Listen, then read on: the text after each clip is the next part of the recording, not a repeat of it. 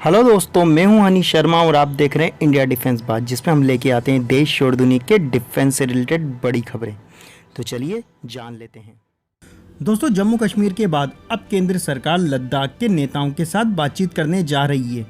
इसके लिए सरकार ने वहां के राजनीतिक दलों को न्योता भेज दिया है। यह बैठक 1 जुलाई को होगी।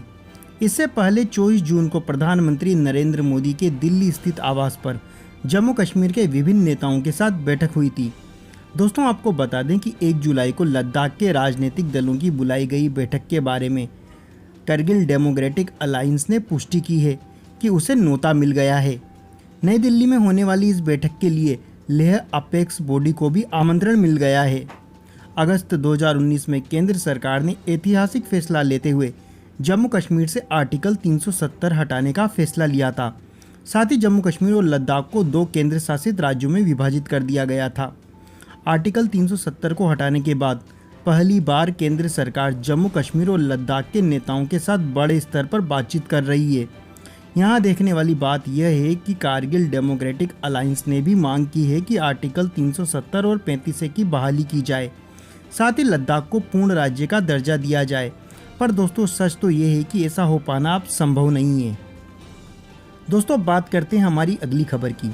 जम्मू कश्मीर में उच्च सुरक्षा वाले हवाई अड्डे के एयरफोर्स टेक्निकल एरिया में आज रात विस्फोटक से लदे 2 ड्रोन गिरे, जिसमें जोरदार धमाका हुआ।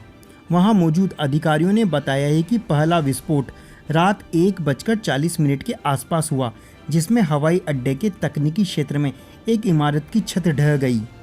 आपको बता दें कि इस स्थान की देखरेख का जिम्मा वायुसेना उठाती है और दूसरा विस्फोट 6 मिनट बाद खुले क्षेत्र में हुआ। विस्फोट से वायुसेना के 2 कर्मी घायल हो गए, पर अच्छी बात यह है कि दोनों ही कर्मियों की चोटें मामूली हैं। यहाँ देखने वाली बात यह है कि जम्मू हवाई अड्डे और पाकिस्तान की सीमा के बीच की हवाई दूरी केवल 14 किलोमीटर की है। जांच में जुटे अधिकारी दोनों ड्रोन के हवाई मार्ग का पता लगाने का प्रयास कर रहे हैं।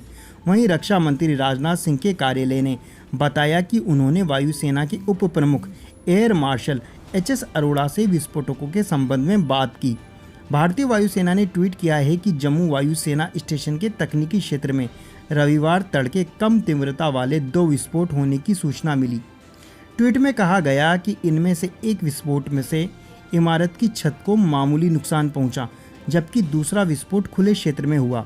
किसी भी उपकरण को कोई नुकसान नहीं हुआ। असैन्य एजेंसियों के साथ मिलकर जाँच की जा रही है। इसमें कहा गया है कि एयर मार्शल विक्रम सिंह स्थिति का जायजा लेने जम्मू पहुंच चुके हैं। दोस्तों, ये खबरें पाकिस्तान में भी छाई रही क्योंकि मामला जम्मू कश्मीर का था।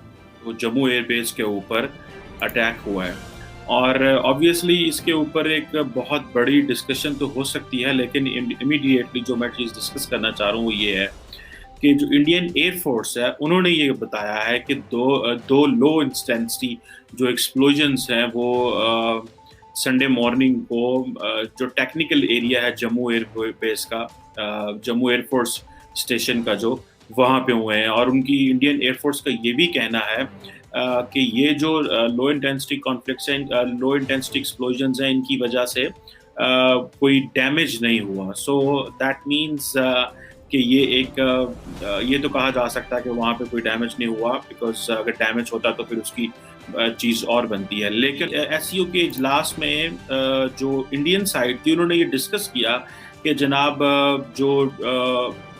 जो अभी हालात कश्मीर में ख़राब हो रहे हैं, इंडियन ऑक्यूपाइड कश्मीर में ख़राब हो रहे हैं, वो ड्रोन्स की वजह से हो रहे हैं। और ड्रोन्स जो है वो स्मगलिंग और वेपन्स और डार्क वेब और इस तरह की बातें की। अब देखना ये है कि इस पे जिस चीज़ की व्हाट आई फील इज़ कि जिस चीज़ को समझना चाहिए वो ये है कि पाकिस्तान और भारत के एलओसी के ऊपर मामला तो बड़े बेहतर हो गए, लेकिन इंडिया मीडिया जो है वो इमीडिएटली पाकिस्तान को ब्लेम कर रहा है इस चीज़ के ऊपर। मुझे ऐसे लग रहा है कि अगर इस तरह इंडियन मीडिया कॉन्टीन्यूसली ब्लेम करेगा तो उसके जो कॉन्सिक्वेंसेस ये हो सकते हैं कि जो भी ट्रस्ट अचीव हुआ दोनों ममालिक के दरमियान वो जा सकता है। दोस्तों, हमारी अगली खबर भारतीय वायुसेना को लेकर आ रही है। दोस्तों, आपको पता ही होगा वायुसेना फिलहाल 6 स्क्वाड्रन की संख्या में जेगुआर अटैक एयरक्राफ्ट का इस्तेमाल कर रही है। जिन्हें भारत ने 1980 के दशक में यूके से परचेज किए थे। इन्हीं को लेकर खबरें आ रही है कि भारतीय वायुसेना 2024 से इन्हें अपने बेड़े से रिटायर्ड करना शुरू कर देगी और यह प्रोसेस 2034 तक चलेगा। दोस्तों, पहले फेज़ में पुराने जेगुआर के 2 स्क्वाड्रन को रिटायर्ड किया जाएगा जो कि ड्रेन 1 और ड्रेन 2 अपग्रेड के हैं, जिसमें लो थ्रस्ट के कम पावर के रोल्स रॉयस एडोवर 804 इंजन लगे हुए हैं। दोस्तों, इनको रिप्लेस भारतीय स्वदेशी तेजस मार्क 2 कर सकते हैं जब तक वो भी प्रोडक्शन में जा चुके होंगे। रही बात जेगुआर के ड्रेन 3 अपग्रेड की, तो वो भारतीय वायुसेना को 2035 तक अपनी सेवाएं देते रहेंगे। दोस्तों, आपको पता ही होगा जेगुआर एक न्यूक्लियर वेपन केपेबल और डीप स्ट्राइक अटैक एयरक्राफ्ट है जो कि काफ़ी लो एल्टीट्यूड पे फ्लाई करके दुश्मन के रडार को चकमा देने में माहिर है। दोस्तों, उम्मीद करते हैं आपको यह वीडियो पसंद आया होगा। अगर यह वीडियो पसंद आए तो प्लीज़ इस वीडियो को लाइक करें और इस तरह के और वीडियो देखने के लिए हमारा चैनल सब्सक्राइब करें। तब तक के लिए जय हिंद, जय भारत।